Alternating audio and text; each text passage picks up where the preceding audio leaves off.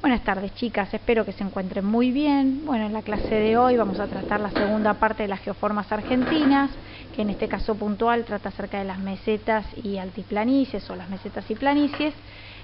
Vamos a ver todo lo referido obviamente a su ubicación, después al origen geológico, al relieve, al clima, cómo se comportan los elementos del clima en esa geoforma, el bioma, y alguito vamos a hablar acerca de suelos, no en demasiado detalle, porque después vamos a tener una clase especial de suelos con los nombres técnicos, todo más en profundidad, pero sí es importante que vayan tomando nota y por sobre todo que lo vayan acompañando del apunte que yo ya les facilité y que está confeccionado de puño y letra mía, ¿sí? Recuerden que esos apuntes van a sustituir lo que ustedes tenían que tomar apunte en clase, con lo cual es un ahorro tremendo que ustedes tienen de tiempo teniendo ese apunte, así que espero lo puedan aprovechar y lo puedan utilizar. Y fíjense y acompañen esta clase con ese manual, ¿sí? De esa manera les va a resultar mucho más fácil, porque no van a tomar apuntes sobre cosas que ya están especificadas ahí, hasta lo tienen como de manera más detallada, no pierden tiempo y quizás le agregan alguna cosita que se le agregan ahí al margen de la hojita, les va a resultar un poco más sencillo, ¿sí? Y recuerden que creo que era en la última hojita de ese apunte, yo les puse un cuadro de integración de contenidos.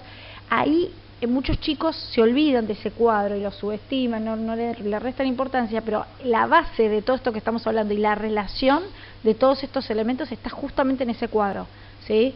Es un cuadro que fui haciendo a lo largo de varios años y recién ahora como que tiene una forma final y está, la verdad que está muy bueno, porque incluye clima, incluye los elementos del clima, cómo se comportan, cuál es la geoforma que está relacionado con ese clima, cómo se comporta el viento, las temperaturas, la humedad, etcétera. Después habla acerca de la flora, fauna, bioma, suelos, o sea que relaciona todo eso junto. Entonces para ustedes, a la hora de estudiar las geoformas, les va a permitir quedarse tranquilas de que están orientadas en cuanto a todos esos elementos y podrán relacionarlos, que es lo que a mí más me importa, que después me lo puedan describir, ¿sí? Bien, vamos a dar inicio, ¿sí?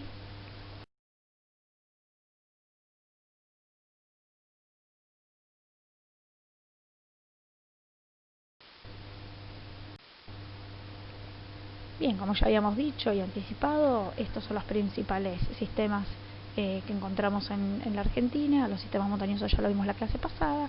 Hoy vamos a ver todo lo que es planicies y mesetas, o altiplanicies y mesetas, y después, por último, las llanuras, que va a ser la clase próxima, ¿sí? Nos vamos a focalizar en la meseta misionera, en la Puna, meseta patagónica y piedemonte cuyano para finalizar, ¿sí? Así que estas van a ser las 4 grandes geoformas.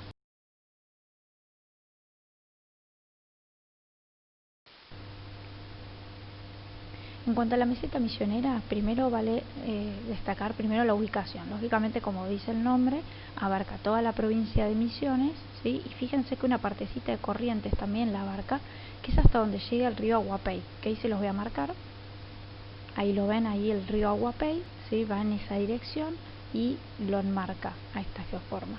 Esta geoforma tiene la particularidad de estar toda enmarcada y delimitada por ríos, por cursos fluviales, ¿sí? Ahora los voy a ampliar para que lo vean. Ven esta imagen que sigue estando ahí el río Aguapey, que se lo circulo en color rojo. Lo van a ver un poquitito más al norte el río Paraná, ¿sí? El Alto Paraná en ese punto. Después está el río Iguazú, fíjense en la parte del bracito de ahí de Misiones, ahí viene al norte el río Iguazú. Después van a encontrar el río Uruguay y después hay otros ríos también, el San Antonio, bueno, hay otros ríos que también van a terminar de delimitar, salvo la parte donde está la localidad de Bernardo de Irigoyen y Dionisio Cerqueira, que se acuerdan que era la única frontera seca que existe, ¿sí? ¿Se acuerdan que era el punto extremo este de la República Argentina? Bueno, esa localidad es la única que no tiene ríos, ¿sí? Pero sí todo el resto. Bien, fíjense en cuanto a la geoforma. Primero el origen. El origen es de tiempos precámbricos, es decir, es muy antiguo, ¿sí? Se sobreelevó toda esta parte como parte del sistema del macizo de Brasilia, que se acuerdan que lo vimos muchas veces, ¿sí? Entonces, es una roca muy antigua, de origen basáltico, es decir, tiene un origen volcánico en principio, ¿sí? A pesar de no haber volcanes en esta zona, ¿sí? Tiene su origen volcánico, porque tiene un origen muy antiguo, ¿sí? Esta roca volcánica. Después vamos a ver cómo se ha ido meteorizando, ¿sí? Y cómo se fue transformando. El año pasado, ¿se acuerdan del tema meteorización? Bueno, cómo se fue meteorizando la roca y cómo se expone a la intemperie y bueno, sufre sus modificaciones, ¿sí? Pero eso es algo que vamos a ver un poquitín más adelante. Fíjense, todo en el centro de esta gran geoforma están las sierras de Limán, las sierras de Misiones, toda esa parte que la ven como color amarillito o color naranjita, todo eso es porque es una parte más alta, ¿sí? Esa es la parte más alta de toda esta geoforma y tiene una pendiente hacia los ríos, es decir, son mesetas onduladas, ¿sí? Onduladas porque tienen en la parte superior una forma más ondulada y no tan de meseta altiplanicie como la Puna que vamos a ver después, sino que tiene una forma relativamente ondulada, ¿sí? Con obviamente quiebres. En esos quiebres se van a dar las cascadas o las famosas cataratas, ¿sí? En esos quiebres entre una meseta y la otra, con una tendencia y una pendiente claramente hacia los ríos, ¿sí? Siempre donde pasan los ríos es una zona siempre más baja. Así que fíjense, yo ahí se los muestro, ven, ahí hay alrededor de 700 metros sobre el nivel del mar, acá van a ver 850 metros sobre el nivel del mar, bien, toda esta parte, ¿sí? Obviamente como es una parte más elevada, ven que ahí de hecho lo llegan a visualizar, si le prestan atención al mapa van a ver que hay como algunos ríos relativamente chicos, ¿sí? Que descienden desde esta meseta misionera y van hacia los ríos, tienen la tendencia o hacia el río Uruguay o hacia el río Paraná. Fíjense que es como, actúa como si fuese una divisoria de aguas, si se fijan, porque es como que divide las aguas, o van hacia el río Paraná o van hacia el río Uruguay. Y bueno, obviamente en el caso que estén un poquitito más al norte, puede llegar a algunas ir hacia otros ríos, ¿sí? Pero esos son los fundamentales, por eso actúa como divisor de aguas, ¿bien? Entonces ya dijimos el origen, dijimos la forma que tiene esta geoforma, porque muchas veces yo les pido a los chicos que me digan, bueno, a ver, el relieve, ¿cuál es el relieve en la meseta misionera? Y que me responden mesetas, ¿sí? Bueno, hay que decir un poquito más que eso, ¿sí? Son mesetas onduladas de aproximadamente 700 o 850 metros sobre el nivel del mar, es decir, no son de grandísima altura, pero sí lo suficiente como para que los ríos y las aguas que digamos que transcurren por esta meseta tienen una pendiente hacia ríos mayores, ríos grandes colectores, ¿sí?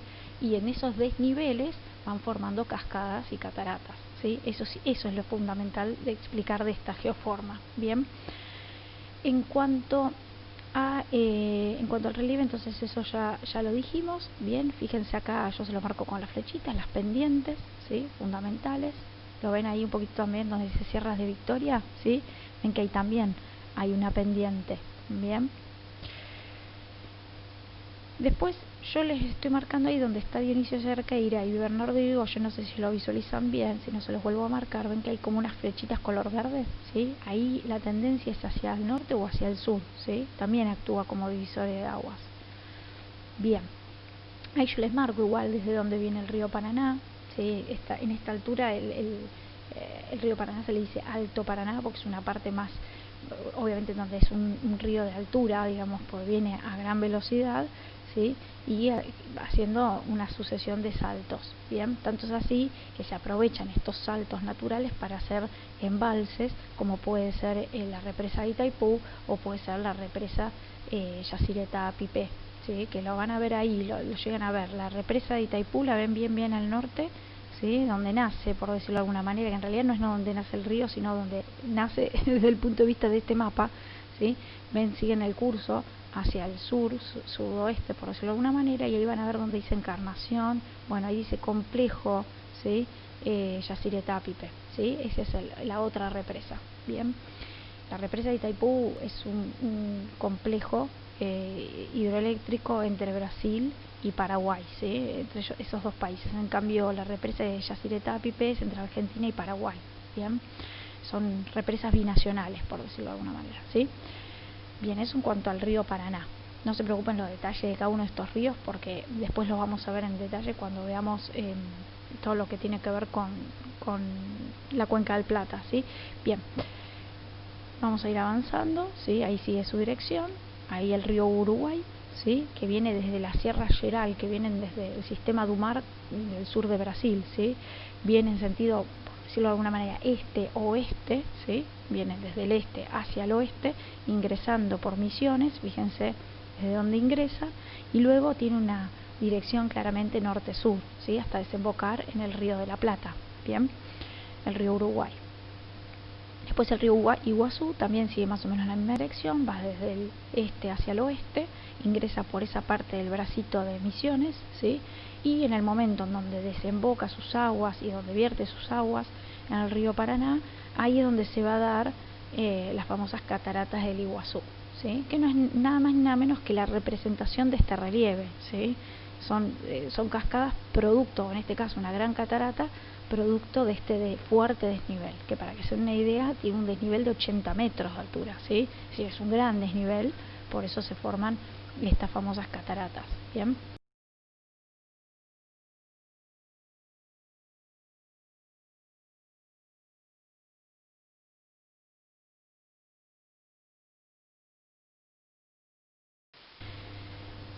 Yo ahí les muestro en el siguiente GIF una imagen de las cataratas para que se den una idea, cómo se vierte todo el tiempo agua, hay muchísimo caudal, en ningún momento cesa esta caída de agua tan fuerte y tan abrupta.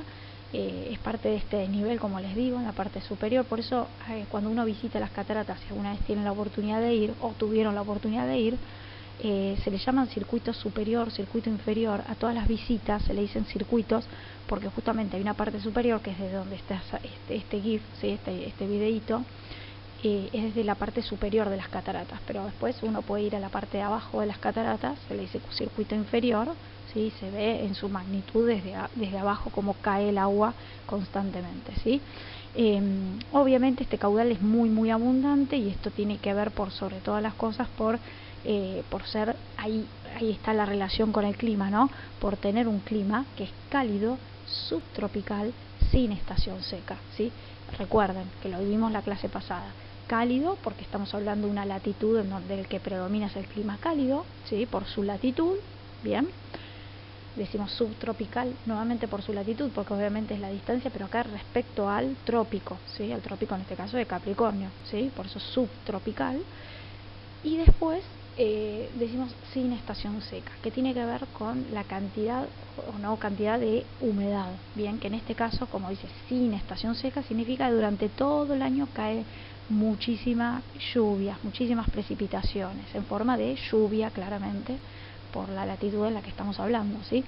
Entonces, estos vientos que se acuerdan que habíamos hablado, los famosos vientos alisios, que son estos vientos cálidos y húmedos, que recuerden que son vientos permanentes, o sea que están durante todo el año acá, yacen de manera permanente durante todo el año. Entonces este viento tan cálido y tan húmedo nunca se traslada a otro lado y todo el tiempo está descargando su humedad en una zona que sabemos que es de mesetas, entonces va descargando constantemente esa humedad. Y donde nacen todos estos ríos son zonas en el Brasil donde también llueve mucho. Esa es la razón por la cual hay semejante caudal de agua, ¿sí? El caudal se le dice la cantidad de metros cúbicos que recibe o que pasan por un tramo de ese río, ¿sí? Entonces la cantidad de agua que cae y que transcurre por estos ríos es muy abundante porque también estos ríos nacen en zonas en donde las precipitaciones son muy abundantes y regulares. ¿Qué significa regulares? Que durante todo el año, ¿sí? Hay precipitaciones. Bien, un poquitito bajan en esta zona, en mayo, junio, hay un poquitito menos de precipitaciones, pero tampoco que cambia abruptamente como si fuera una estación seca, ¿sí? Bien, entonces, tema clima, creo que quedó claro. Recuerden el mapita que vimos la clase pasada, ¿sí? En donde decíamos mayor cantidad de humedad y menor cantidad de humedad. En la medida que vamos yendo hacia el oeste de la República Argentina, cada vez vamos encontrando menor humedad, ¿sí? En esta zona, al estar bien en el nordeste, lógicamente hay mucha humedad durante todo el año. Y es cálido, tan cálido que si vamos hoy en día podemos llegar a encontrar 18 grados, 20 grados tranquilamente, ¿sí? O sea, es un clima cálido, bien, podemos ir en pleno invierno o en plenas vacaciones de invierno a estas zonas que siempre vamos a ir y vamos a encontrar temperaturas agradables, bien. Acá es una vista aérea de las cataratas, ahí se la ve bien a la Garganta del Diablo desde arriba. Son estos 80 metros de altura. Fíjense ahí, se ve perfecto cómo es la meseta, ¿sí? Cómo después desciende abruptamente estas mesetas. Pero tienen ciertas ondulaciones, por eso se le dicen mesetas onduladas, ¿bien? Ahí están los 80 metros de altura que les comentaba. Y acá también se llega a ver esta ondulación. Y hay otro datito que me interesa mucho de esto, que es el tema del suelo, ¿sí? La famosa tierra colorada, o tierra roja, como quieran decirle. Esto se debe a que a varios factores, ¿no? El primero y el fundamental es que el suelo está constituido, ¿sí?, por un alto contenido de hierro, es decir, tiene mucho contenido de hierro en cuanto a su composición química, ¿sí? Tiene mucho hierro. Al tener mucho contenido de hierro y al haber mucha presencia de humedad, por lo que ya dijimos, estos suelos y estas rocas, por sobre todo, se oxidan, ¿sí? Es como yo siempre les digo, si ustedes, la gran mayoría de ustedes deben tener rejas, si a ustedes, que las rejas generalmente están hechas de hierro, si ustedes a esas rejas que están compuestas de hierro no las pintan y le ponen un antioxidante, ¿sí?, o un convertidor o lo que sea, a la exposición, a la intemperie, ¿sí?, se les van a terminar oxidando. Es más, acá hay humedad, no es extrema la humedad, pero hay humedad, y esa humedad es lo suficientemente agresiva como para que nos termine transformando nuestras rejas en un color oxidado, como un color óxido, ¿sí?, un color rojizo. Bueno, esto mismo pasa en el suelo de estas tierras, ¿sí? Como tienen alto contenido de hierro y hay mucha humedad en el aire y en el suelo, porque obviamente caen las precipitaciones y se mantiene el agua retenida en el suelo, se terminan oxidando. Bien, a ese tipo de suelos se le van a llamar oxisoles o ultisoles. La diferencia entre ellos no es demasiado importante, sí que sepan que pueden ser de dos tipos de acuerdo a la cantidad de hierro que tenga el suelo, ¿sí? Eso es lo fundamental. A ambos suelos se les llama, o se les suele decir, suelos lateríticos, ¿sí? Bueno, podemos tener una clase, como les digo, especial de suelos, pero lo fundamental es que comprendan esos dos términos. Soles siempre hace alusión a los suelos, ¿sí? Es la terminología que se le utiliza a todo lo que es suelos. Bien.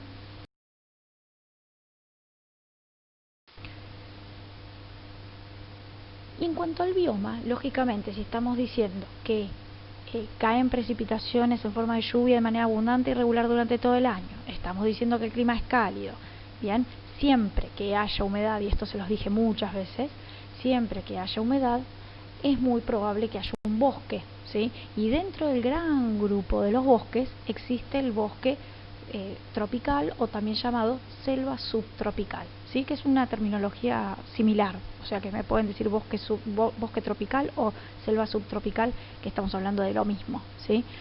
Porque el grupo de la selva está incluido dentro del bosque, ¿sí?, dentro de ese bioma. Recuerden que bioma tenía que ver con las diferentes características vegetales que tiene un ecosistema, que comparte, ¿sí?, y que tiene que ver con ciertas coincidencias en cuanto al clima, en cuanto al suelo, en cuanto al ecosistema en general. Entonces forma un tipo de bioma, ¿bien? Obviamente a ese bioma le está asociado obviamente, además de especies vegetales determinadas, también una fauna asociada, ¿bien? Entonces, ahí no les obliga, hay que aclarar la diferencia, y recuerden la diferencia entre selva y bosque, ¿sí? Generalmente donde encontramos un bosque, vamos a encontrar una sucesión de especies arbóreas de un tipo, ¿sí?, y por debajo de ese estrato de árboles no vamos a encontrar muchas especies en el sotobosque, en la parte inferior de este piso, ¿sí?, de lo que se llama de este piso de celdas. No es que vamos a encontrar una enorme cantidad de vegetación en la parte inferior, sino que generalmente no encontramos mucho. Lo poco que encontramos pueden llegar a ser alguna que otra caña, puede llegar algún helecho, pero no mucho se va a desarrollar debajo. Es raro encontrar un bosque y que debajo de ese bosque encontremos mucha vegetación, y si encontramos mucha vegetación es porque debe ser una selva, ¿sí?, es decir, está dentro del grupo de la selva. Por eso la diferencia. La selva, en cambio, vamos a encontrar diferentes estratos vegetales. Acá yo se los muestro. Por ejemplo, el emergente, que estamos hablando de los árboles, acá en las selvas podemos llegar a encontrar, y particularmente en este tipo de selva subtropical, podemos llegar a encontrar un piso muy alto que supera los 30 metros, es decir, árboles de superiores a 30 a 35 metros.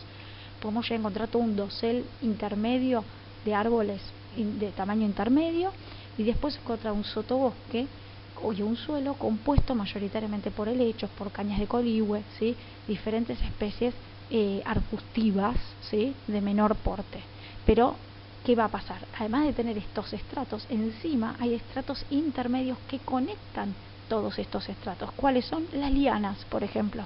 Las lianas, digamos, también llamadas a veces plantas aéreas, ¿sí? Porque no es solamente las lianas, hay muchas otras plantas aéreas, algunas de ellas son enredaderas, otras trepadoras, ¿sí?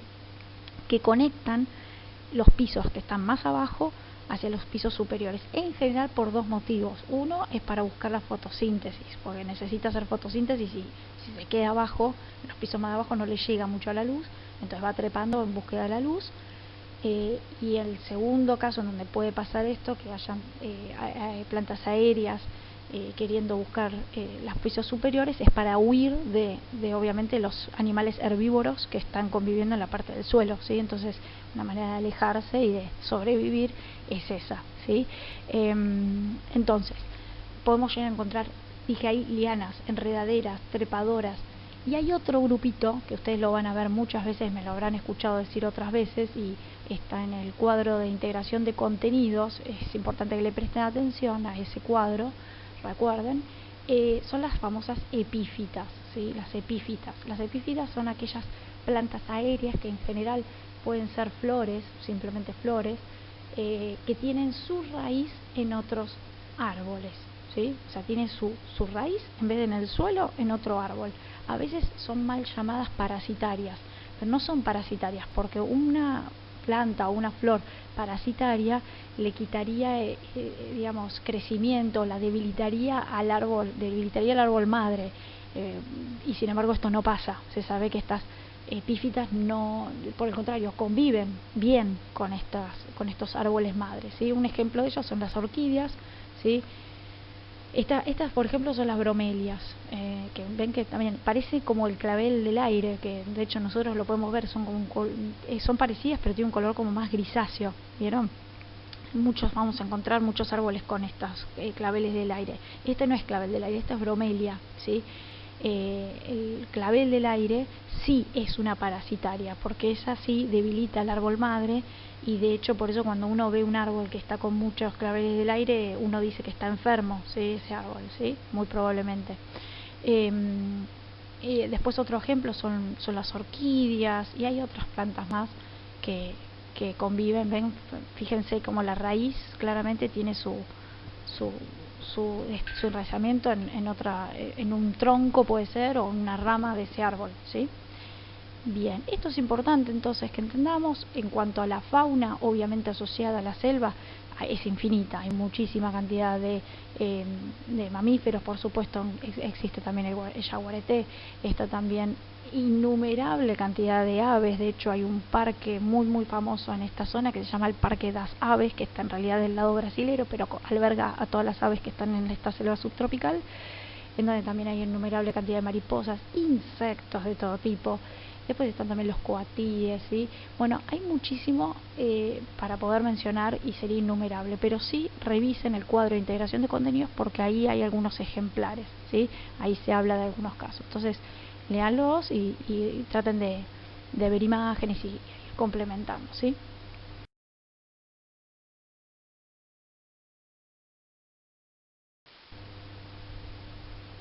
Bien, la antítesis, ahora viene la otra geoforma, que es la antítesis de lo que acabamos de mencionar de la meseta misionera. Esto va a ser todo lo opuesto, ¿sí?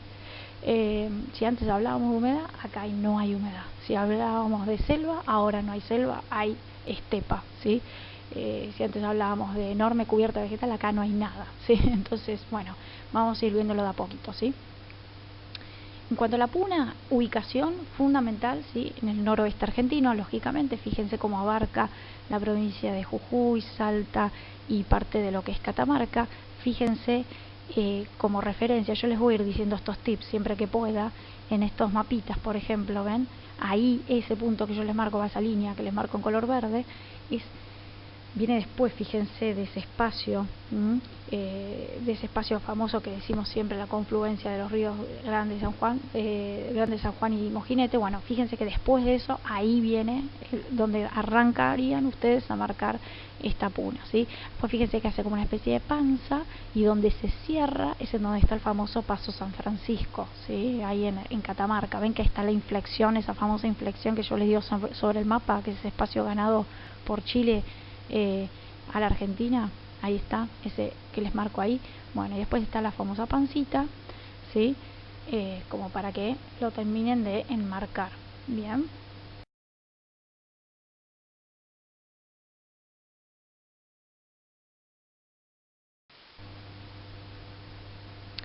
Y acá todos los chicos me dicen siempre lo mismo, pero profesora, este no es la cordillera de los Andes. Bueno, tiene la particularidad esta geoforma de estar inserta dentro de otra geoforma. Es decir, la puna, ¿sí?, es un altiplano que se encuentra dentro de otra geoforma, que es la cordillera de los Andes, ¿sí? Está metida dentro, está inserta dentro de la cordillera de los Andes, ¿sí? Con lo cual vamos a tener un altiplano donde va a estar intercalado por algunas montañas, lógicamente, que son propias de la cordillera de los Andes, ¿sí? Ahora bien, en cuanto a su origen, es importante destacar lo siguiente. Su origen geológico es de tiempos precámbricos, es decir, es también muy antiguo, es un macizo muy antiguo. Ahora, antiguamente era una gran planicie. Cuando se sobrelevó la cordillera de los Andes, quedó expuesta a la intemperie todas estas rocas y estas piedras de tiempos precámbricos, ¿sí? Toda esta estructura geológica antigua quedó expuesta, ¿sí? Pero mantuvo su relieve de planicie, por eso ahora es una altiplanicie, ¿sí? Por eso es parte del sistema de altiplanicies. Bien, es un conjunto de mesetas de entre 2000 3.000 metros aproximadamente de altura, ¿sí? Llevan estas mesetas que se encuentran intercaladas, ya les digo, por la cordillera de los Andes y enmarcada por sobre todo por la cordillera de los Andes, ¿sí? Bien, son mesetas, como bien dijimos, en donde son altiplanas, ¿sí? Entonces en la parte superior es una planicie, ¿sí? De hecho uno no percibe, fíjense, esta imagen me encanta porque se pueden dar una idea de lo que les digo, ¿sí? Fíjense, si ustedes, esta foto está, aunque no lo crean, está sacada desde los 2.600 metros sobre el nivel del mar. Se está a 2.600 metros. Obviamente, esas montañas que ustedes ven ahí atrás son parte de la cordillera de los Andes, que si uno lo ve desde ahí, dice, esta es la famosa cordillera de los Andes, es bajita, pues parecieran ser montañas bajas a comparación. Pero no, lo que pasa es que uno ya está, desde donde saca la foto, ya está a 2.600 metros. Entonces le sumamos los 2.600 metros más los 2.000 y pico que deben tener esas montañas, sumamos alrededor de 6.000 metros, ¿sí? Entonces estamos hablando de una gran altura, ¿sí? Por eso esta parte es dificultosa. Vale la aclaración que la puna se le llama así del lado argentino, pero esto continúa y trasciende las fronteras y abarca también Bolivia, ¿sí? Y abarca también el norte de Chile, ¿sí? Así se le llama a todo este sistema que se le dice altiplano, ¿sí? Bien, esta imagen se las busqué por varios motivos. El fundamental es para que vean el tema del altiplano, cómo funciona y por qué es que está inserta dentro de la cordillera de los Andes. Y el segundo motivo, muy importante, es que si ustedes visualizan el cielo, se van a dar cuenta que está totalmente, prácticamente despejado. Así permanece durante alrededor de 360 días al año, ¿sí? O sea, de los 365 días al año, solamente 5 aproximadamente son los días que llueve. O sea, realmente no llueve nunca, llueve muy poquito. Con lo cual se le dice que las precipitaciones son directamente de escasas a nulas, ¿sí? Las pocas precipitaciones que recibe las recibe en el verano en forma de lluvias torrenciales, tanto es así que muchas veces han quedado anegados algunos pueblos, han recibido aludes de sedimentos de tierra, ¿sí? Y han quedado sepultados muchos pueblos. Han habido muchos artículos, y después los buscan, en donde ha pasado esto, o muchos salares que han quedado tapados directamente por agua o por los mismos sedimentos y que se han perdido, ¿sí? Entonces, bueno, eso es parte de las consecuencias de llover poco, pero las veces que llueve muy fuerte. Y en el caso del invierno, las veces que caen precipitaciones son en las altas cumbres, esas que ustedes ven ahí atrás, ¿sí? En forma de nevada, lógicamente en el invierno. Por eso a veces no se puede cruzar la frontera desde Argentina hacia Chile y viceversa, ¿sí? Porque muchas veces están los caminos lógicamente cubiertos de hielo. Bien, ¿Por qué estos cielos están tan despejados? Porque lo que habíamos mencionado en la clase pasada, a esta zona de altiplano no le llegan los fenómenos meteorológicos, ¿sí? No le llegan las lluvias, no le llega la humedad del Pacífico Sur, no le llega, ¿sí? Entonces, al no llegar esa humedad, nunca condensa y nunca se generan precipitaciones, ¿sí? Entonces el clima por excelencia es el árido de alta montaña, ¿sí? El factor de la alta montaña es lo que veníamos mencionando acerca de las pocas precipitaciones en forma de nevada, y obviamente los cambios extremos de temperatura se van a hacer muy notables por sobre todo a lo largo de toda esta geoforma, ¿sí? Es decir, las temperaturas son extremas, durante el día hace mucho calor y durante la noche mucho frío, ¿sí? Pero lógicamente siempre que haya gran altura el frío se va a hacer más latente, ¿sí? Entonces, si bien durante el día va a ser calor, tengan en cuenta el factor de la altura que ocurre en contra, si se quiere, de las temperaturas. Bien, eso en cuanto al clima, ¿sí? Entonces, y cómo se comportan los elementos incluidos dentro del clima. Ahora bien, en cuanto a, por eso también me gustó esta imagen, en cuanto al bioma, lógicamente, si tenemos aridez, ¿sí? Y si tenemos suelos como los que ustedes están viendo, que ven que son pedregosos y que tienen mucho contenido de arena, a eso se les dicen suelos aridisoles. Claramente, al no haber presencia de humedad, al no haber agua, no haber ríos, lógicamente ese suelo, ¿sí? De tiempos precámbricos, lógicamente no va a ser un suelo muy fértil, con lo cual no se va a desarrollar mucha materia orgánica porque no se va a descomponer, ¿sí? Para algo descomponerse, para que la materia orgánica se descomponga, necesitamos humedad, ¿sí? Basta ustedes, donde ustedes están, que tienen humedad, si ustedes dejan afuera, en el fondo de sus casas, una montañita de hojas, les puedo asegurar que al cabo de un tiempo esa pila de hojas se transformó en materia orgánica, se transformó en tierra negra, ¿sí? O en compost, inclusive si ustedes quieren hacer un compost, se puede desarrollar acá porque hay humedad. Si acá en este lugar que les estoy diciendo no hay humedad, lógicamente la materia orgánica no se va a descomponer tan fácilmente, ¿sí? Entonces, por eso es que no se desarrolla humus y por lo tanto el suelo no es fértil, ¿sí? Entonces, fíjense que hay escasa cubierta vegetal. Lo poco que hay son esos famosos arbustos achaparrados, ¿ven? Esos arbustos bajitos, que son espinosos, que tienen poquitas hojitas, ¿sí? Muy chiquititos, pequeño porte, y alguna que otra pastura, pero realmente suele ser lo que se le dice de características xerófilas, ¿sí? No tiene gran cubierta vegetal, ni tampoco tiene gran desarrollo de las gramíneas, ¿sí? Entonces no se puede desarrollar cereales ni nada de todo lo que nosotros fácilmente cultivamos en una zona como la nuestra, en donde el clima claramente es templado, ¿sí? Y en donde las condiciones del suelo son totalmente óptimas, ¿sí? Nosotros tenemos un suelo que se llama molisoles, es la tierra negra o tierra oscura que nosotros tenemos es molisoles, ¿sí? Es realmente muy fértil. Esto no tiene nada que ver con eso, ¿sí? Entonces, también me gusta esa imagen porque les permite ver entonces el bioma. El bioma es claramente de estepa, ¿sí? Es el bioma por excelencia de todo clima árido, ¿sí? La estepa. Bien. No llega a ser desierto. ¿Se acuerdan cuando vimos los diferentes tipos de bioma? Que veíamos desde el que tenía mayor cantidad de especies vegetales a la que había nulo prácticamente. Es decir, pasábamos de un bosque pasando por diferentes opciones de bioma y a lo último veíamos el de desierto, ¿sí? Bueno, no llega a ser un desierto. Del lado chileno sí hay un desierto. Después les muestro una imagen que es desierto. Es así, de ese lado, del lado chileno sí es desierto, pero en este caso hay una pequeña cubierta vegetal, con lo cual, pero fíjense que árbol es nulo, ¿sí? Así podemos recorrer kilómetros y kilómetros, vamos a encontrar siempre lo mismo, ¿sí? Lo poco que puede llegar a ver son cardones. Los cardones son similares a los cactus, pues son está dentro de la especie de las cactáceas, ¿sí? Los cardones son como cactus, ¿sí?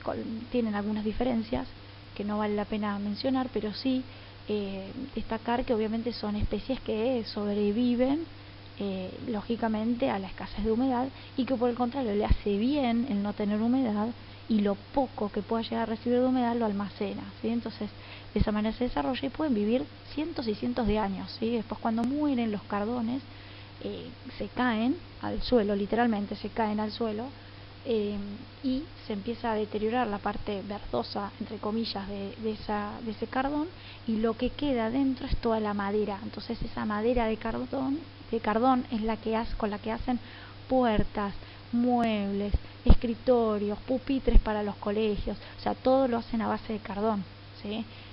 Porque allá abunda. Hoy en día hay una legislación, igual para que lo sepan, en donde hay una protección hacia los cardones, porque ¿qué hacían muchos? Echa la ley, echa la trampa, terminaban matando al cactus, ¿sí? En este caso al cardón, para que se deteriore, se caiga y se vaya deteriorando esa cubierta verdosa, y quede después la madera expuesta y la utilicen para fines económicos y comerciales. Pero hoy en día todo esto está regulado, ¿sí? ¿Qué más me interesa que sepan? Fíjense este detalle de esta imagen. Ustedes deben ver ahí como a lo lejos una especie de cubierta blanca, ¿sí? Eso no es nieve, esos son salinas, esos son salares y salinas, ¿sí? ¿Por qué se desarrolla el salar o la salina? Y esto es muy importante, porque al no haber humedad, ¿sí?, la poca agua que recibe esta zona, ¿sí?, la acumula en los estratos inferiores del suelo, lo que se llama, digamos, los acuíferos, ¿sí? La acumula en esos estratos inferiores dentro del suelo, pero claro, como no hay humedad y hay un alto índice de heliofanía, es decir, hay mucha radiación solar, lógicamente se evapora esa agua que está subterránea, se evapora. Al evaporarse, asciende por capilaridad esa evaporación y termina quedando en la superficie esa crostita de sal, ¿sí? Como cuando ustedes ponen a hervir en una olla, vieron que lo que les termina quedando es como el sarro, ¿sí? Bueno, esa parte de sodio, ¿sí?, es la que termina quedando en la superficie y se termina transformando en un salar. Hay muchos salares en estas zonas y es una de las actividades económicas más importantes, ¿sí? Porque piensen no solamente en la sal de mesa, piensen en la sal en cuanto a todas las propiedades que tiene, el sodio mismo. Piensen para hacer medicamentos, para hacer diferentes tipos de composiciones de laboratorio, ¿sí? Piensen un montón de cuestiones que son importantes porque mueven una industria muy importante, ¿sí? Entonces no lo pensemos solo como sal de mesa, ¿sí? Bien, acá esta imagen me interesa porque, bueno, obviamente sigue habiendo un tipo de suelo aridisol y por ende obviamente un relieve amesetado. Fíjense ahí en el fondo toda la cordillera de los Andes que sirve de marco, ¿sí? Y fíjense que se ve perfecta la estepa, los aridisoles y las especies xerófilas, ¿sí? Y lo que me interesa de esta imagen es que se puede llegar a ver algunas de las especies de fauna típica de esta zona, que es la llama, ¿sí?, que también es el guanaco, la vicuña y la alpaca. En los 4 casos son camélidos, ¿sí? Está dentro del grupo de los camélidos. Así que traten de memorizarlo, ¿sí? A las llamas, por un lado, que son de uso doméstico, de hecho tienen llamas como para nosotros tenemos perros, ¿sí? Tienen en sus casas, tienen en sus como una especie de corral, los tienen a las llamas, que son bastante dóciles, ¿sí? Y después, bueno, los guanacos, que son un poco más territoriales y un poco más complicados, son los famosos que escupen, ¿sí? Se diferencian de las llamas porque generalmente tienen la cabeza y el cuello más oscuro, ¿sí? Y escupen, son más agresivos.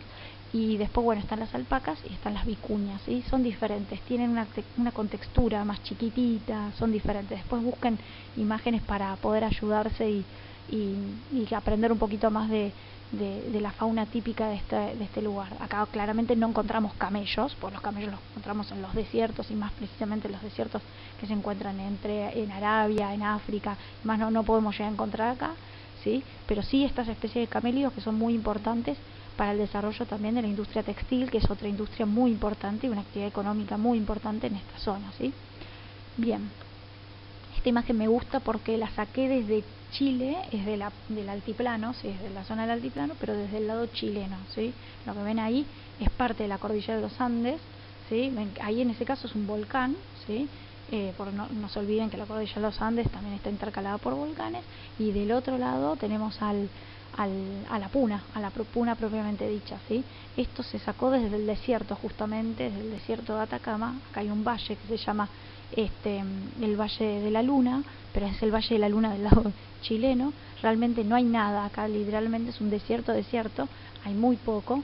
Y esta es una imagen que relativamente algo de cubierta vegetal hay, pero realmente no hay nada por kilómetros y kilómetros. Pero ven ahí el altiplano como se ve perfecto, como esta parte está toda sobrelevada, ¿sí? Esta parte donde yo estoy, como bien les dije, es el valle, es un valle, ¿sí? O sea, es una zona más baja. Por eso ustedes ven ahí la puna y el altiplano y toda esa parte como bastante más elevada, un bloque, ¿sí? Y ahí la cordillera de los Andes intercalada.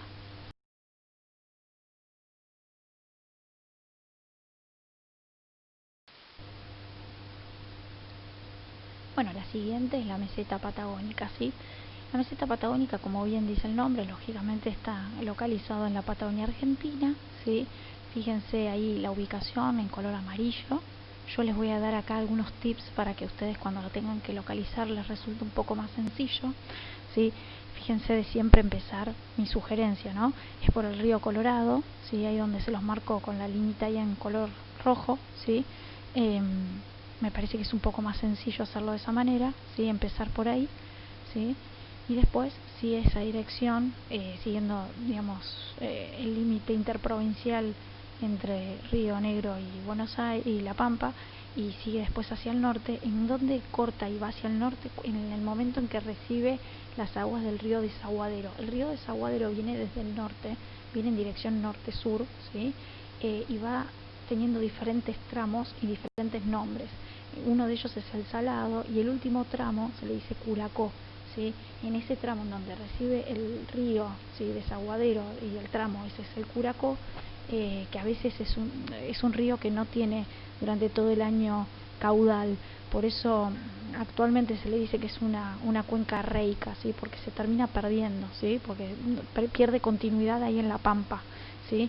Entonces, pero bueno, al margen de esto, que es un detalle, les digo esto como referencia para que después vaya hacia el norte y hasta el momento donde llega a Mendoza y se encuentra con el río Atuel, ¿sí? Cuando llega al río Atuel, ahí toma otra dirección, ¿sí? Fíjense, hacia ahí, hacia el norte de la provincia de Neuquén. Algunos incluyen una partecita de Neuquén, ¿sí? La parte norte, bien, el triangulito bien norte de Neuquén no lo incluyen, si eso depende de algunos autores, pero está bien que lo marquen hasta ahí. Y después lógicamente lleva una dirección norte-sur.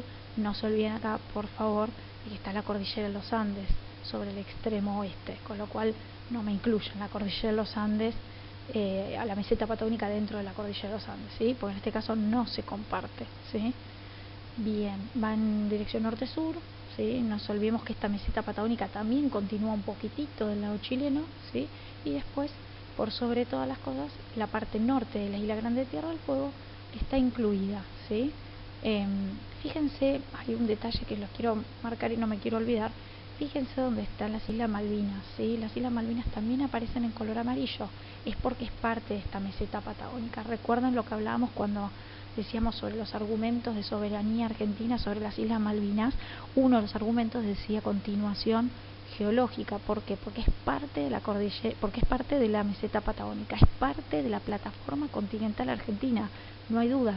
Esto no lo decimos nosotros, no lo dice un científico argentino, esto lo dicen todos los científicos internacionales, todos los geólogos que han estudiado la zona coinciden en que es parte de la misma plataforma continental. Es decir, la meseta patagónica, para que se den una idea en cuanto al relieve, y ya me estoy anticipando un poco, es un conjunto de mesetas escalonadas, es decir, que van como si fuesen escalones, ¿sí? Y donde está la parte más alta de esos escalones del lado oeste, ¿sí? Del lado oeste, del lado en que está el límite con la cordillera de los Andes. Esa es la parte más alta de la meseta patagónica. Va descendiendo en altura de manera escalonada, ¿sí? Hacia el océano Atlántico Sur. En el momento en que llega al Atlántico Sur, tiene tal poca altura estas mesetas que van descendiendo, son cubiertas por el mar, obviamente por el océano Atlántico Sur, ¿sí? Y luego de haberse hundido, vuelve a ascender en un sector que es justamente donde están las Islas Malvinas, ¿sí? O sea, que es simplemente una parte que descendió, se cubrió por el mar y luego vuelve a ascender. No hay ninguna falla geológica, ¿sí? No es tampoco un hotspot, es decir, las Islas Malvinas son plataforma continental argentina, ¿sí? Es decir, continúa, ¿bien? Por eso es parte de la meseta patagónica. Bien, dicho esto, ya me anticipé entonces a lo que es el relieve, ¿sí? Y la ubicación ya lo estuvimos acá viendo y diciendo.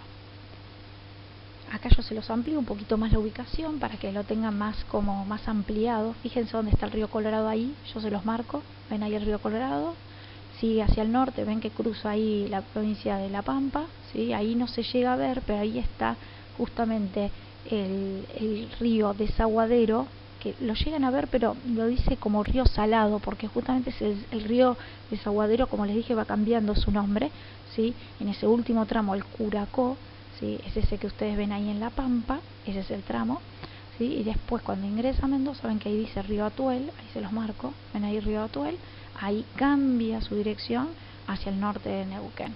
Ven que ahí el volcán Domullo, por ejemplo, no se lo incluye dentro de esta geoforma, lógicamente, porque es parte de la cordillera de los Andes, ¿sí? En este caso de los Andes áridos, aunque parezca mentira, porque recuerden que hasta la mitad de Neuquén, ¿sí? Ese funcionaba como límite. Bueno, después va, como les dije, en esa dirección, y después en dirección norte-sur, ¿sí?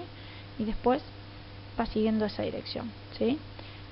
Por eso parte de Chile también es parte de la meseta patagónica, ¿sí? Se le dice meseta patagónica chilena.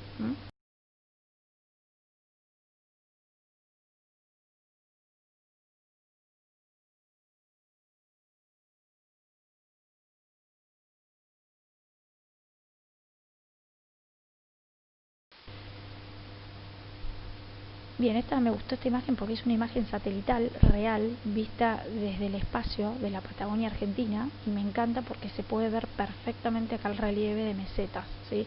Fíjense, primero, sobre donde está la cordillera de los Andes, en el sector de los Andes patagónicos fueguinos, fíjense que está todo cubierto por nieve. Eso no son nubes, sí, obviamente alguna que otra nube, pero por sobre todo es nieve, ¿sí? Es decir, las cumbres nevadas y los glaciares y campos de hielo están ahí, ¿sí? De hecho se ve ahí el lago Viedma, el lago argentino, que es donde está el Calafate, ¿sí? El Chaltén, un poquito más al norte. Bueno, ahí se ve perfecto todo esto.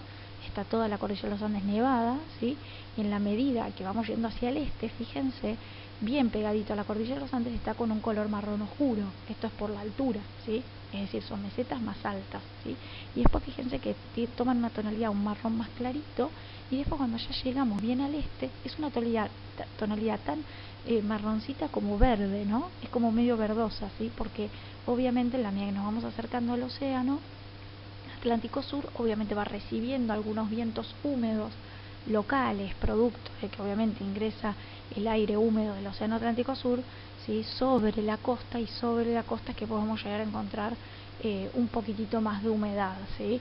Pero lógicamente es una zona más baja, por eso es que la van a ver con un color un poquito más verde, si se quiere, o amarillita, ¿sí?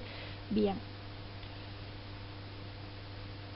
Esta es una imagen aérea. ¿Qué es lo que me importa de esta zona? Claro, como son mesetas escalonadas, llega un momento en que hay algunos bordes, algunos límites sobre la costa que muchas veces terminan en meseta. Entonces, ¿qué va a pasar? Como sube la marea, cuando sube la marea, lógicamente tenemos costas acantiladas, no tenemos playa, ¿sí? Sino que tenemos un acantilado, ¿sí?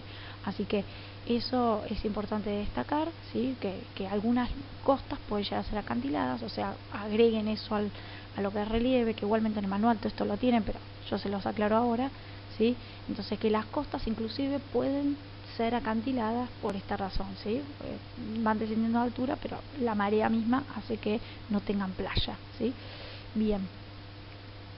Esta es una imagen que me gusta por varios motivos. Por un lado, vieron que habíamos dicho, en el caso de la Puna, habíamos hablado de la flora, la fauna. Bueno, ya dijimos, algo que me olvidé en realidad de mencionarles, es que acá el clima por excelencia es el árido, ¿sí? Ahora, ese árido no es el mismo árido que en la Puna, ¿sí? Es un árido que tiene como variedad climática el frío, porque obviamente estamos en una latitud más al sur. Entonces el clima por excelencia es el árido frío, ¿sí? ¿Por qué? Voy a retroceder un poquito porque quiero algo que vean. ¿Recuerdan cuando hablamos de la cordillera de los Andes? los Andes patagónicos fueguinos, que decíamos que ingresan los vientos húmedos del Pacífico Sur, ingresan a través de la cordillera de los Andes. En este tramo de la cordillera, como son más bajos, precipita en forma de nevada a ambos lados, del lado chileno y del lado argentino, descargan su humedad, y como siguen hacia la meseta patagónica, porque hay una zona ahí de baja presión, entonces que atrae estos vientos, lógicamente cuando atrae esos vientos ya son secos, es decir, son vientos fríos pero secos, ¿sí? No tienen humedad porque ya descargaron esa humedad, pero siguen siendo fríos porque vienen de una latitud muy al sur. Entonces, por eso el clima es tan característico árido, por eso se le dice el clima predominante es el árido, ¿sí? Porque no tiene humedad, pero también se le dice frío, ¿sí? Porque lógicamente no es lo mismo a lo que pasa en la Puna. En la Puna tenemos un árido de alta montaña. Acá, ¿por qué? Porque ahí la altitud funciona como de variedad. En cambio acá es la latitud, ¿sí? Y no nos olvidemos que seguimos hablando de mesetas, con lo cual tampoco es que no tenemos relieve de altura, ¿sí? A alguna altura tenemos, ¿sí? Bien, entonces es importante entonces el clima, mencionarlo, es árido frío, cómo se comportan los diferentes elementos. Ya dijimos las temperaturas son muy bajas, dijimos acerca de los vientos, y hablamos de las precipitaciones. Las precipitaciones prácticamente son nulas, ¿sí? Se le dicen en realidad escasas, porque rondan los 100, 200 milímetros anuales, es decir, muy pocas precipitaciones, y las que caen son en forma de nevada durante el invierno, ¿sí? Eso es por lo general lo que pasa. Bien, bien, eso en cuanto al clima. Entonces, avanzando un poquito más, lo que me interesaba de esta imagen, bueno, obviamente el bioma por excelencia va a ser la estepa, fíjense, poquísima cubierta vegetal, y en esta imagen me gusta porque vemos varias cosas. Por un lado, vemos de fondo, de telón de fondo, vemos a la famosa meseta patagónica y vemos esas costas tan acantiladas, ¿sí? Que caen abruptamente. Y el otro factor muy importante, así como mencionamos en la Puna, la flora, la fauna, que también tiene mucho que ver con el ambiente en donde están, esa adaptación de la fauna a ese ambiente. En este caso, en el caso de la meseta patagónica, lo que se va a destacar es la fauna marina, ¿sí? No se va a destacar tanto la fauna terrestre, ¿sí? Que sí hay guanacos, sí hay zorrinos, hay zorrillos, hay de todo, ¿sí? Pero no va a tener tanta importancia como sí la fauna marina, y les voy a explicar brevemente por qué. Acá es una zona en donde se cruzan dos corrientes marinas, ¿sí? Viene la corriente del norte, ¿sí? Que es la corriente del Brasil, que es una corriente de agua cálida, y viene la corriente que viene desde la Antártida, inclusive se le dice en realidad la corriente de Malvinas, que es la corriente bien fría. ¿Y dónde se juntan esas aguas? Justamente en esta zona, la zona de Chubut, ¿sí? Se juntan estas dos aguas de diferente temperatura, un lugar ideal para el desarrollo y la reproducción de las ballenas. Entonces eligen este lugar año tras año, creo que desde mediados de mayo o principios de junio hasta mediados de diciembre vienen las ballenas a tener sus crías en esta zona, ¿sí? Y están largo rato, todos los años sistemáticamente lo hacen, ¿sí? Por eso a veces muestran llegaron las ballenas y demás, y los deben ver como publicidad, bueno, porque efectivamente esto se repite año tras año, ¿sí? Es importante esto porque es un recurso turístico recontra importante, ¿sí? Es uno de los principales recursos económicos que tiene principalmente la provincia de Chubut, junto con otros que después vamos a ver, otros recursos económicos que tienen que ver con los recursos energéticos, pero fundamentalmente como recurso turístico este es muy importante.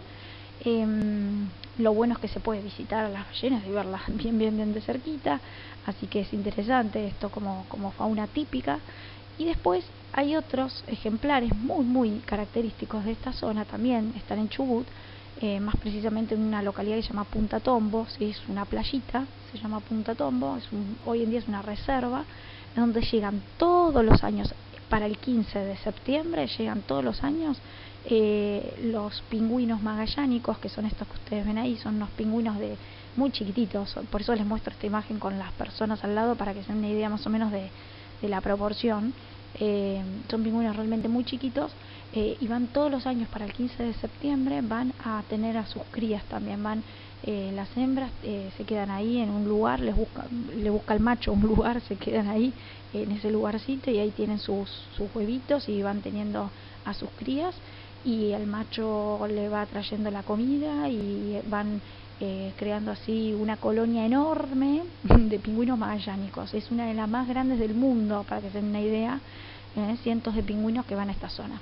Así que se los comento para que sepan y entiendan por qué es que la fauna marina es más importante que la fauna terrestre, ¿sí? Después los elefantes marinos, los lobos marinos, ¿sí? Todo eso son parte de la fauna marina más importante, ¿sí? Y después, bueno, como yo ya les dije, hay alguna que otra especie que conviven en la tierra, que está digamos en el espacio de la estepa, pero tiene menor importancia, ¿sí?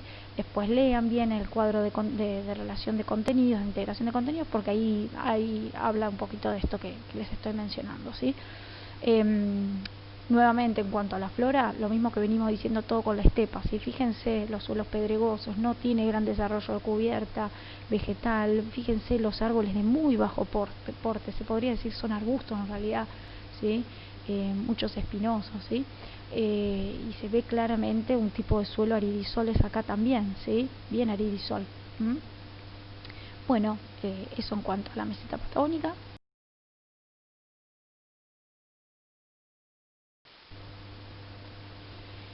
Y por último, el piedemonte cuyano, ¿sí? Lo que más me interesa que sepan fundamentalmente es la ubicación. Lógicamente estamos ubicados por sobre todo en la provincia de Misiones, ¿sí? Y por qué es importante, como bien dice el nombre, piedemonte, ¿sí? Es decir, está al pie del monte. Lógicamente, piensen que estamos en una zona, fíjense acá se los marco en este mapita. Fíjense donde dice planicies cuyanas. No, lógicamente no vamos a pasar desde la cordillera de los Andes hasta la llanura pampeana sin escala, ¿sí? Sino que vamos bajando de altura. Bueno, este es el famoso piedemonte cuyano, ¿sí? Es como una zona de transición desde la zona montañosa del oeste hacia la llanura de la zona pampeana, ¿sí? Entonces, ven ahí que se ve como un color amarillito, ¿sí? Porque no dejamos de estar en una zona un poquito más alta, lógicamente, que la llanura, ¿sí? Se encuentra ahí enmarcada entre las sierras pampeanas, ¿sí? Que se acuerdan que tiene un origen totalmente distinto, y la zona oeste de donde está la cordillera de los Andes y la precordillera de la Rioja, San Juan y Mendoza, lógicamente, un poquitito más al norte de ahí de Mendoza. Algo que olvidé mencionar en el caso que mencioné recién de la meseta patagónica, y que no es poco, es que el origen geológico de la meseta patagónica tiene una mezcla, ahí lo van a ver, tiene una mezcla desde muy antiguo a muy nuevo. ¿Por qué? Porque tiene algunos cratones, que son mesocratón se le dice, son algunos bloques muy antiguos, muy cristalinos de la época de los tiempos precámbricos, pero también es una zona recorrida por algunos ríos, entonces que vienen obviamente desde la cordillera y que van arrastrando sedimentos, con lo cual también fueron rellenados algunos espacios por sedimentos que vinieron más adelante, ¿sí? Entonces tengan en cuenta que en el caso del origen geológico de la meseta patagónica vamos a encontrar una mezcla, ¿sí? Bien, en caso de piedemonte cuyano, el origen geológico es bastante nuevo, porque lógicamente es una zona de mucho arrastre, ¿sí? De los ríos que provienen. Yo acá retrocedo para que lo vean bien. Ven ahí una sucesión de ríos de norte a sur: el río Mendoza, el río Tunuyán, el Atuel, ¿sí?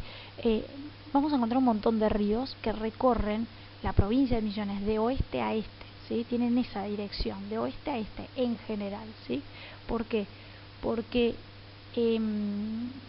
¿por qué? Porque son ríos que provienen desde la montaña, ¿sí? Son ríos de montaña que vienen a gran velocidad porque son ríos de gran pendiente, ¿sí? Muchos de estos se los utiliza para hacer rafting, no por nada, sino porque justamente van a gran velocidad, tienen una buena corriente, y van atravesando toda esta zona. ¿Qué le pasa? Por excelencia, esta es una zona semiárida, ¿sí? Porque lógicamente al oeste de todo este piedemonte cuyano nos encontramos nada más y nada menos que con la cordillera de los Andes en su punto más alto. No nos olvidemos que la Concagua está en Mendoza, ¿sí? Entonces, todo este murallón de la cordillera de los Andes le impide el ingreso de los vientos húmedos, ¿sí? Al no ingresar los vientos húmedos, se transforma en un clima árido, pero se le dice semiárido porque lógicamente es una zona en donde algunas precipitaciones caen, pero por sobre todo tiene gran abastecimiento de agua dulce, producto del deshielo, ¿sí? Porque es una zona en donde precipita mucho en las cumbres de las montañas en forma de nevada, y también durante la primavera-verano hay mucho deshielo, porque lógicamente hay mucho índice de heliofanía, entonces por ende se descongelan esas cumbres heladas y obviamente le hace un gran aporte, le da un gran aporte de agua a estos grandes ríos, son ríos muy muy importantes, recorren toda la provincia y eso hace que la provincia sea una zona muy apta para el desarrollo de diferentes cultivos. Uno es el de la vid, el de la uva, ¿sí? El de la uva destinada tanto como fruta como para la vitivinicultura, para el vino, ¿sí? También hay muchos olivares y hay muchas otras actividades que tienen que ver con los alimentos y bebidas, ¿sí? Por eso es una provincia muy gastronómica, ¿sí? Es una provincia de mucha gastronomía. Por esta razón, ¿sí? Es una zona de gran cantidad de caudal de agua, ¿sí? Durante los meses de la primavera y verano, y también el desarrollo de estos cultivos tampoco es que necesitan excesiva riego, no necesitan excesivo cantidad de agua, ¿sí? Sino que es suficiente con lo que reciben, que muchas veces es riego por goteo, ¿sí? O sea, son gotas que caen y eso es suficiente, ¿sí? Entonces es importante, por eso ahí lo van a ver con manchones verdes, dice Oasis Norte, Oasis Centro, son todos los lugares en donde obviamente se va a establecer la mayor parte de la población, porque tiene que ver con este abastecimiento de agua dulce. Nadie se va a instalar y va a instalar fábricas y van a hacer grandes empresas en un lugar en donde hay un clima árido, donde no hay agua, donde es muy dificultoso todo, no solamente la situación climática, sino también el relieve. Es decir, si todo es tan complejo, lógicamente poca gente se va a instalar, pero la provincia de Mendoza es una provincia muy importante y desde el punto de vista económico sumamente importante, ¿sí? Es un motor importante para la economía argentina inclusive, entonces por eso es que es tan importante, y esto es lo que me interesa en realidad destacar del Piedemonte cuyano, ¿sí? Es una zona muy rica en cuanto a recursos, ¿sí? Acá vuelvo a mostrarles el mapita y acá una imagen simplemente para que se den una idea, ¿sí? Cómo es el Piedemonte, ¿sí? Se aprovechan muchas veces estas diferencias de altura en este Piedemonte para que los cultivos, por ejemplo, para la vitivinicultura, por ejemplo, para el desarrollo de la uva, hay ciertas cepas que para desarrollar el vino, por ejemplo, que necesitan más altura, entonces se aprovechan estos escalones, ¿sí? Para desarrollar vinos de altura. Entonces le aclaran ahí en la botella del vino, muchas veces se aclara que es uva desarrollada a 2000 metros, a 3000 metros, lo aclaran eso muchas veces porque, bueno, tiene que ver con la maduración y con la cantidad de taninos que tiene la uva y demás, pero a lo que voy con esto es que se aprovecha todos estos desniveles y esta geoforma se aprovecha, ¿sí? Como recurso económico. Después acá hay una imagen del famoso Cordón del Plata, ¿sí? Esto es un viñedo, ahí se ve perfectamente todas las cómo se están empezando a desarrollar ahí la vid, ¿sí? Las uvas, y generalmente están al lado de las bodegas en donde procesan la uva para desarrollar el vino, ¿sí? Fíjense cómo está al pie del monte, ¿sí? Está al pie del Cordón del Plata, bien.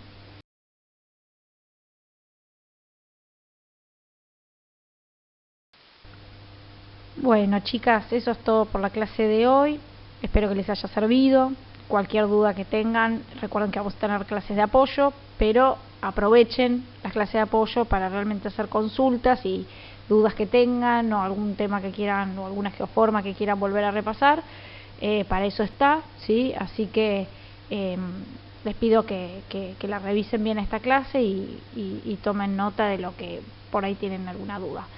La clase próxima vamos a tratar todo lo que es llanuras, para ya finalizar con todas las geoformas argentinas, y seguir enviándoles a través de la plataforma las actividades de repaso que vamos a ir haciendo. Después va a haber una actividad puntual sobre un mapa que ya les comentaré un poco de qué se trata, y ya en la siguiente va a ser la instancia de elección, ¿sí? Que les comentaré un poco de qué se trata.